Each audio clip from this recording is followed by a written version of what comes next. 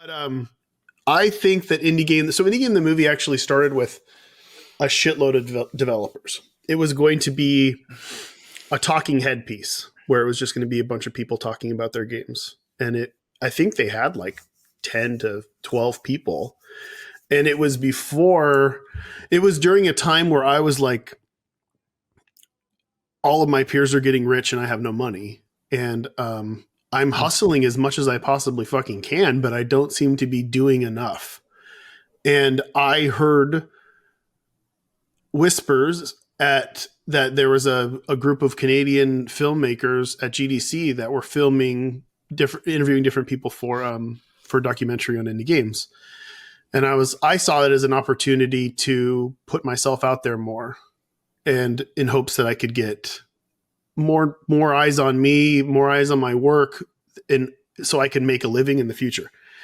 And so it was an opportunity to just talk, because I felt like I had something to say that was different than other people. And I actually reached out to them after they had interviewed, I think, Tommy, or at least talked to Tommy. Like, all these people were getting interviewed before I was even being talked to. Tommy was your partner? Yeah, for Super Meat Boy. Yeah. And he told me about him. He's like, oh, there's this, I also didn't do like GDC as much. I don't really like doing those things, but me neither. They're stressful. They wear me out, dude. They do. Yeah. I mean, it takes a certain type of person to do that. I mean, it's fun when you're in it and you're riding it. It's like you're at a rave or something, right? And then you just hit that low right afterwards, and you're dying, and you're like, I'll never do this again. And the build up to it sucks. But yeah.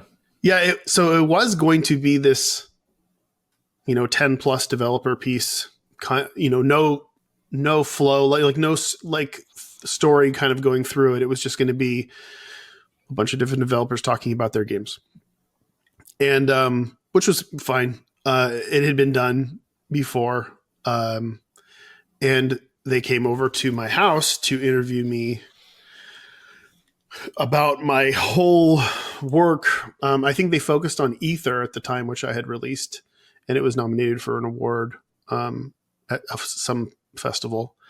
And they had me talk about that, and I didn't hear from a while. And they were like, "Hey, are you? We're thinking about focusing on just you for the trailer for the Kickstarter." And I was like, "Okay."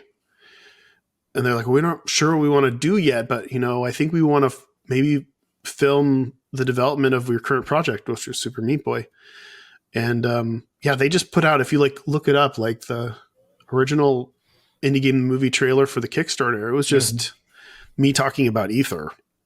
And I think that was kind of their sales pitch for what they wanted to do. And again, it could have still just been a talking head piece, but they ended up filming, the beginning, middle, and end of Super Meat Boy development.